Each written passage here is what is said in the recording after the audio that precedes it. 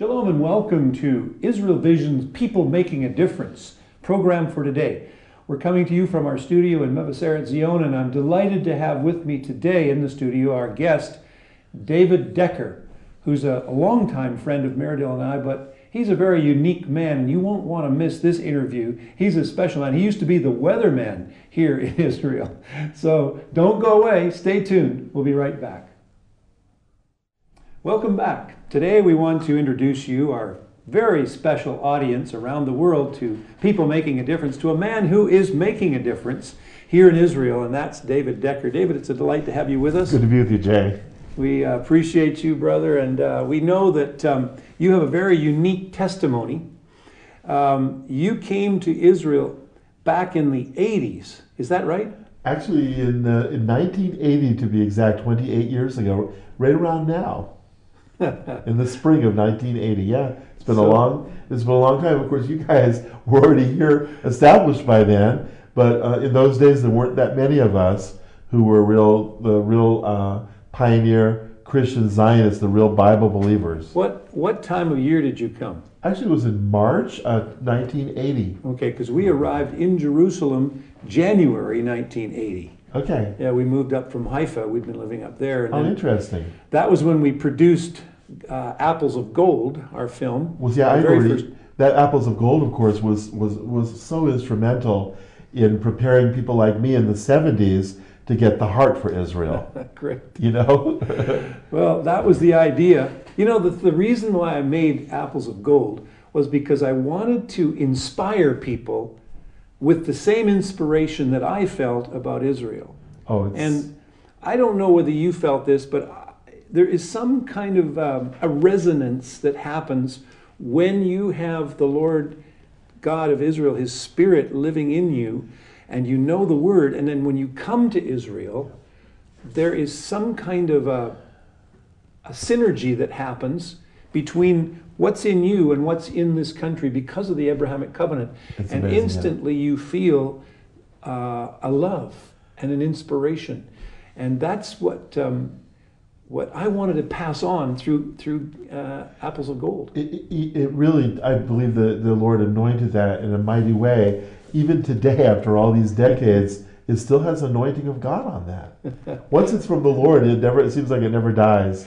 Well, some of the issues of the people like Arafat and that are out of date, but Yes. the issues are still facing Israel. Terrorism, Exactly. The ingathering of the exiles, Israel's bad reputation around the world in the media. You know, Jay, the people, the figures come and go on this human stage, but since we believe in spiritual forces, the evil spirit that unfortunately is influencing a lot of those people that are on the stage, that same evil spirit continues. So that's why these things end up being timeless. Yeah. I remember meeting you in a small church in somewhere in Maine, I believe it was. I believe it was in New Hampshire. Or New Hampshire. And it was a small church somewhere in the middle of New Hampshire, yeah.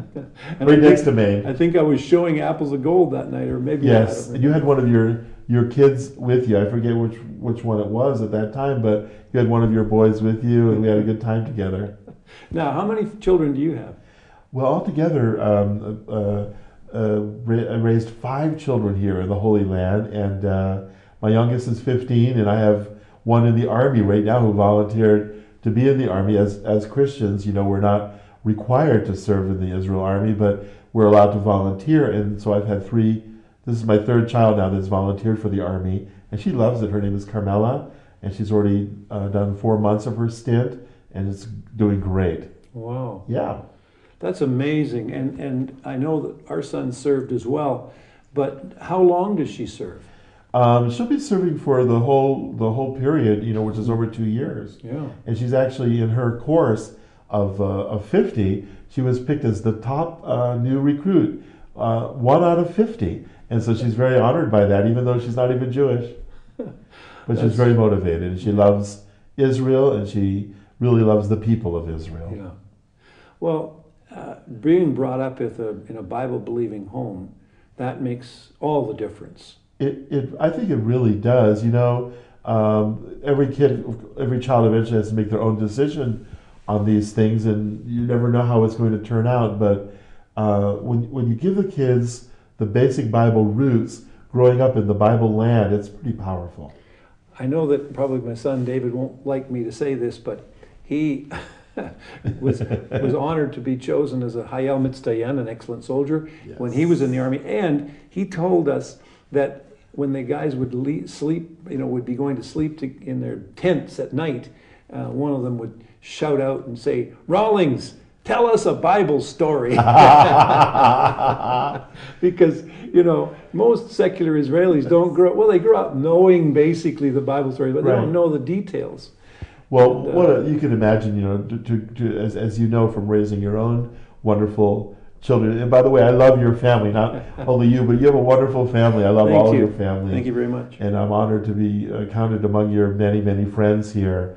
But, raising our children in Israel, having family devotions every day, what a treat to be able to read during the weekday in our family devotions, to read like a story like David and Goliath, and then on the weekend actually go to the Valley of Elah and see where that took place, and pick up stones, and wondering if the stones that David picked up were from that same brook, that same dried up brook, and many other examples where the Bible starts to come alive when you live here in the land of Israel. One person I know compared it to when you live in the land of Israel as a believer, it's almost like you outside of Israel you could be a two-dimensional believer, but when you come to Israel you get that third dimension just by living here. Another example is that people have compared it to this, that living outside the land of Israel, the holy Bible land of Israel, that you read the Bible in black and white, you come to Israel and suddenly it's in color. Yeah. And so it does add it adds a new dimension to it. Okay, let's talk a little bit, David, about your participation in the media. I know you got involved with doing the weather, and you were like a prophet of the weather, but you're tell us a little bit how you got involved in that, and now what is the Lord speaking to you concerning the media? When I came to Israel, I came as a weatherman. Ever since I was 4 years old, I wanted to be a weatherman. It was the love of my life. And the Lord miraculously, in 1980, after I was only here for a few months, He opened up the possibility for me to work in the Israel Meteorological Service. And at that time, which is a government office, and at that time within the government of Israel, there were almost no non-Jewish people working at any level. So I had to get a security clearance to do that, and I had a lot of Jewish friends that were backing me. Ironically, my specialty was snow forecasting, and you're here in the middle of you're surrounded by desert here. You don't think that we would have much snow, but as you realize, once every few years, Jerusalem gets a heavy snowstorm, and they really needed some expert prediction on that. And ironically, that was my expertise, and I participated in a program in the 80s that helped Jerusalem prepare for snow emergencies, so that the forecast for heavy snowstorms in Jerusalem, which of course are very rare, hopefully became more accurate because of this.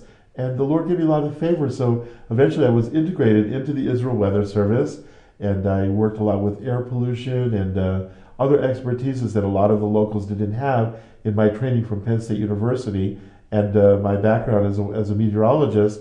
And eventually, in the 1980s, they started a Christian station. Pat Robertson took over a station that was started by George Otis of High Adventure, and it was called the Star of Hope. And I guess George Otis had finished with that ministry, and he basically gave it to Pat Robertson, who took it over from CBN, and that became what's known today as Middle East TV, which has been broadcasting the gospel to all of the Middle East, to more than 15 countries, especially to Israel, for more than 25 years. So in the beginning of Middle East TV, I was watching it one day in Tel Aviv. Do you remember those early days of Middle East TV? Yeah. You had to have a special antenna. It wasn't today like it is today, where it's on the cable system in every home. Yeah. And you had to have a special antenna to get it. It was broadcasting out of southern Lebanon. It's a whole interesting story. And I was watching their news broadcast, and it was Christine and Peter Dar, who are also good friends of ours, and they were doing the news, and they were trying to do some kind of a very primitive weather. I saw it in the evening news. I thought, my goodness, I'm a weatherman and I've never done TV, but even I could do better than that. At least give them an accurate weather thing. Well, they were trying to do the best they could. It was almost comical. And so I was able to get in touch with them, which was also quite miraculous, because a lot of people didn't realize how to get a hold of these people. They're up in Lebanon. It turned out that they were producing this program in Jerusalem and sending it by a special link that they had to South Lebanon every day, and that it was broadcasted with a time delay a few hours later from South Lebanon as the evening news. And so I hooked up with them in Jerusalem. Yeah. And in those days, it was the beginning of what today is a very big media company called Jerusalem Capital Studios. And that was the beginning of Middle East TV. It was the beginning of Jerusalem Capital Studios. And I hooked up with them and I volunteered. They had no money. It's Christian TV. Christian TV takes a lot of money, but usually they don't have very much money, unfortunately. And it was true in those days. And so I just said, listen, you don't have to pay me. I'll volunteer. Well, so I volunteered, and we did it once a week. And they started to get a tremendous amount of response from viewers, because at that time, there was no American-style, really in-depth weather. In those days, in the 1980s, they would just say, partly cloudy today, partly cloudy tomorrow, partly cloudy the next day. And that was the forecast. It was so boring.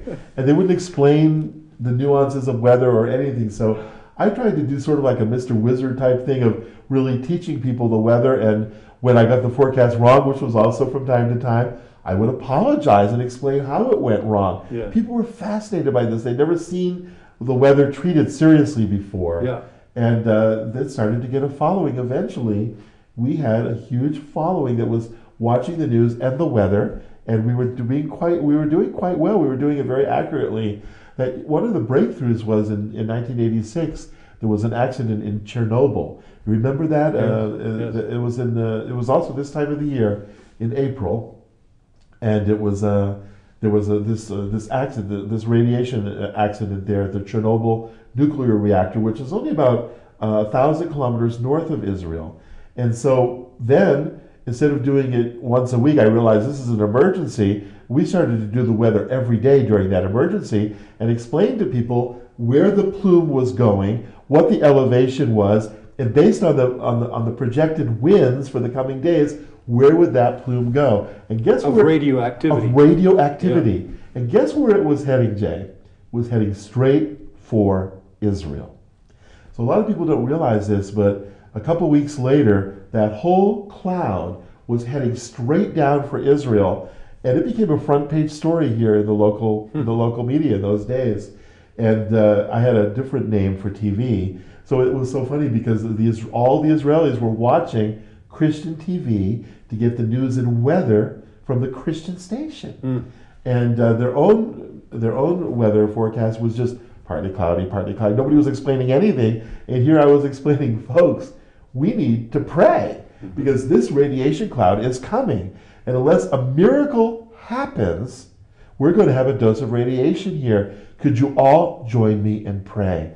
And so people saw on TV in those days something that they probably weren't that used to, a weatherman. And I was kind of a comical weatherman, but now I was serious and telling the people we need to pray. So we had all the viewers, Jews and Christians, get together, and I would pray in the studio, and we would say in the mighty name of the God of Israel, please do a miracle and divert this cloud.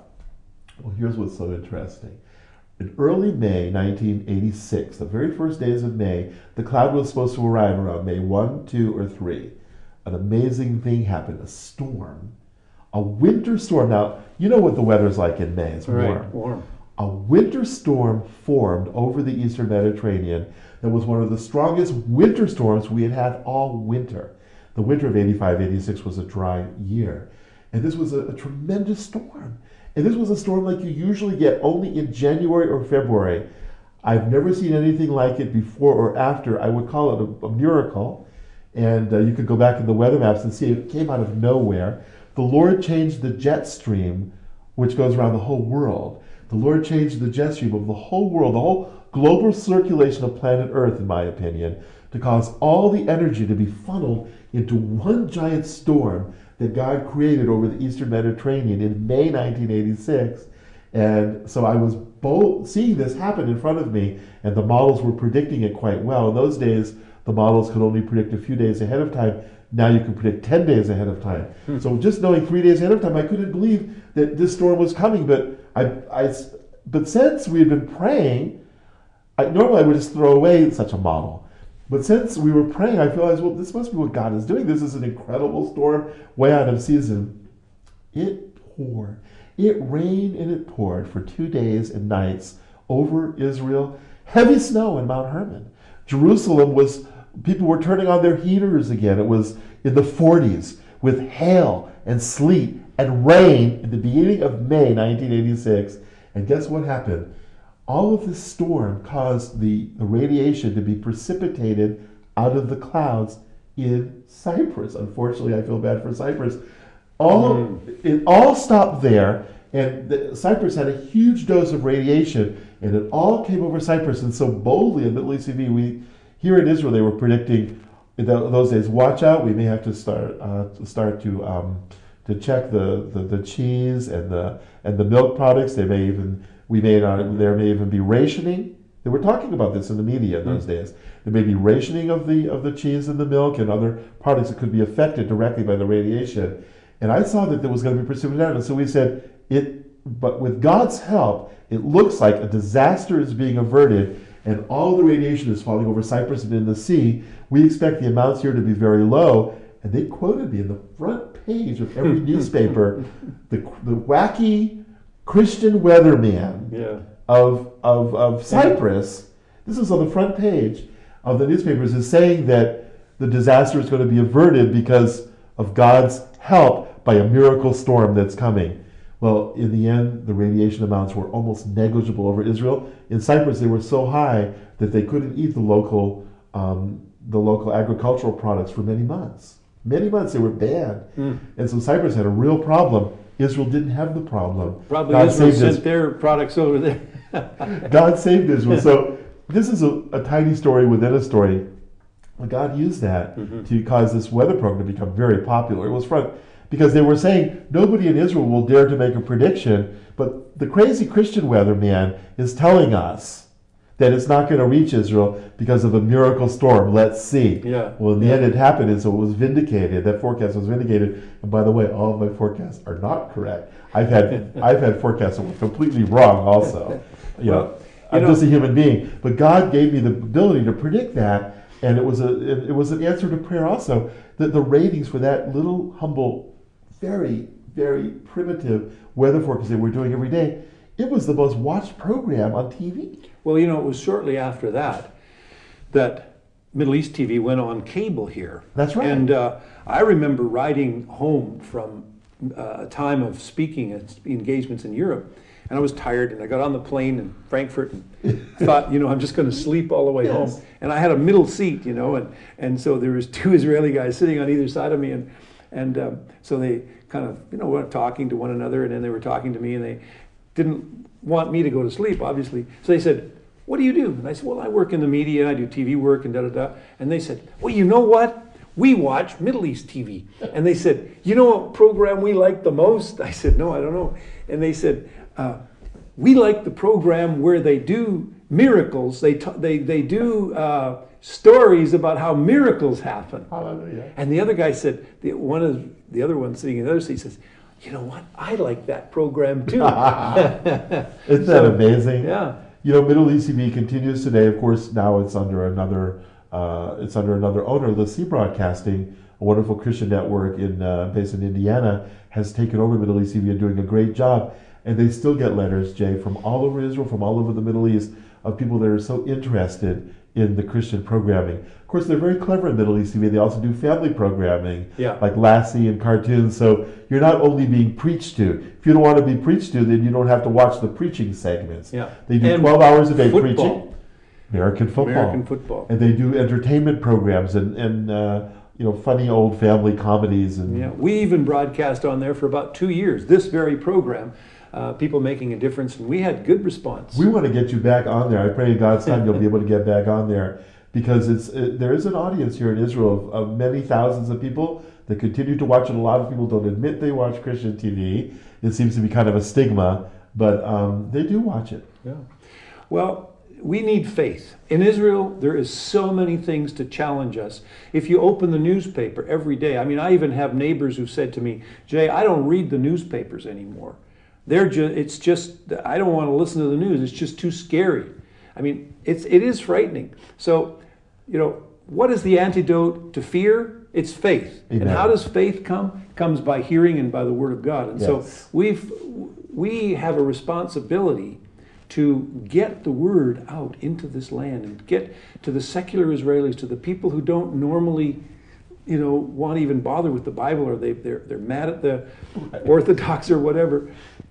But there's a hunger in the hearts. It really this is. Last weekend, Meredith and I went away on a holiday, a little weekend away with our Bible class from our synagogue. Amazing. And it was amazing. Amazing, yes. They were so animated when we went around, and we went to Gilboa, and we listened to the stories of David and of Saul's sad demise, of all the Bible stories. And also we went to Beit Shean, and we looked at and some of the pictures on the screen here are from this last weekend. Gorgeous. Of the ruins there at Beit Shean. Yeah. And so, but the people are secular Israelis that we're with. They're very non-religious, but they love the Bible. They do. They said, It's Israel's bestseller. This is what they said. It was so funny. They said, you know what? We're like the Pharisees. I said, you're what? Yeah, we want to go back to the original texts, and we believe in the resurrection. No, they're not resurrection. We believe in life after death. That's already a step. That's awesome. When we come as simple Gentile Christian Bible believers, and we realize that. But I have Jewish background. That's wonderful. Yeah. That's wonderful.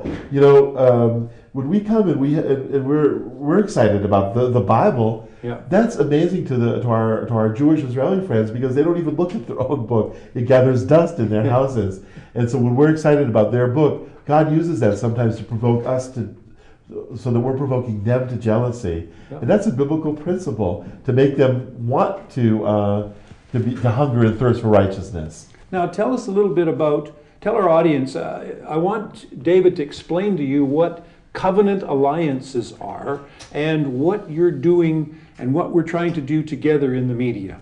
Well, Jay, what's happened because of these Christians that came that loved Israel, what we call Christian Zionists. And of course, your family represents a real foundational family of Christian Zionism in Israel. And there are other families that came here, and organizations like the Christian Embassy and Bridges for Peace and Christian Friends of Israel, large Christian Zionist organizations, have been doing wonderful works of love and care for the people of Israel without forcing the gospel down their throats. In other words, unconditional love, that we love you just because we love you, just because we love you, and we're here to help you. So in other words, this non-pushy form of Christianity, without obnoxiously bashing them over the head with the gospel, which is what Christianity has done to the Jewish people, tried to do for centuries, instead of just coming and loving them and listening also. And learning, so we know what our Jewish roots are, not just thinking that we have all the answers, but coming with questions so that we can learn this whole new humble form of evangelical Christianity. Not all proud that we know it all and we're here to tell you everything, but a more humble form of evangelical Christianity, which is Christian Zionism, loving the Jewish people unconditionally. Finally, what happened was, in the government of Israel 4 years ago, an amazing miracle happened, and they formed a response to the Christian Zionists called the Knesset, which is the parliament of Israel, Christian Allies Caucus. That was formed 4 years ago. What does the word caucus mean? A caucus is kind of like a committee. In the Knesset, when they're not funded by the government, a committee that's not getting government funding is called a caucus. So they have to actually raise their own support. In other words, they still can't get government funding for this committee in the Knesset. And so they have to raise their own support for it. And so that's how, interestingly, covenant alliances came to exist, because covenant alliances we formed a charity based in the United States, a 501c3, to help them do some of their work. We're not the only ones helping them, But we end up being one of their arms to North America. They have other arms to the rest of the world, to Asia, to Africa, to Europe, to the former Soviet Union. They actually have branches now of the Knesset Christian Allies Caucus in more than 10 different countries of the world. Amazing. In fact, they're all gathering in May in Washington, and these are parliamentarians from around the world that love Israel. Many of them are Christians, to stand with Israel. And this all started 4 years ago, and it's a response to to Christian Zionism. So ladies and gentlemen, we're so glad to have had this little bit of time with you, and it's an amazing miracle happening right here in Jerusalem. And we're broadcasting now on satellite and on the internet and on TV networks all around the world every day. And that's a big miracle, and it's a big task. And I want to thank my production team. They're really a dedicated bunch. We appreciate them very much. Pray for us. We'd love to hear from you. Please do contact us with your questions and comments at comments@israelvision.tv. And we'll put your questions up on the air. We'll put them on the screen and try to answer them as best we can. We'd love to hear from you. Thanks very much. And remember, this is a faith work, and it depends on people like you sitting down and praying and helping us financially. You can contact us through the internet, through our website, and we look forward to it very much. Thank you so much for your faithful support. God bless you from Jerusalem. Till next time, shalom.